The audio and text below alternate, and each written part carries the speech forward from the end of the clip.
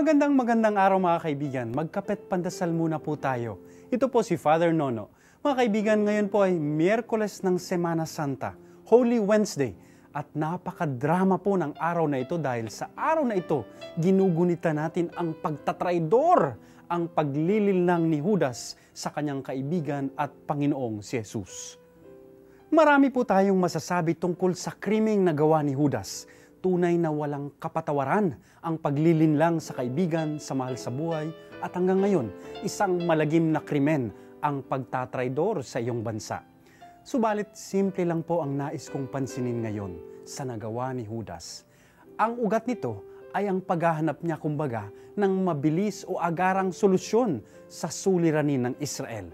Buong akala niya kasi si Jesus na ang haring hinihintay nila upang pangunahan sila sa pakikidigma laban sa Imperyong Romano. Subalit nang sabihin ni Jesus na kailangan niyang magpakasakit at maipako sa krus, tinalikuran na ito ni Judas. Kaya't bago po natin isumpa si Judas, kailangan aminin natin na madalas tayo'y tulad niya rin. Naghahanap ng kumbaga ay mga quick fix solutions sa mga problema o hamon ng buhay natin. Subalit madalas, gaya nga ng ipinakita ni Jesus, walang ibang solusyon kundi ang daan ng krus. Ang daan ng hirap at pagtitiis at pagtitiwala na pagkatapos naman ng Kalbaryo ay ang luwalhati ng muling pagkabuhay. Amen.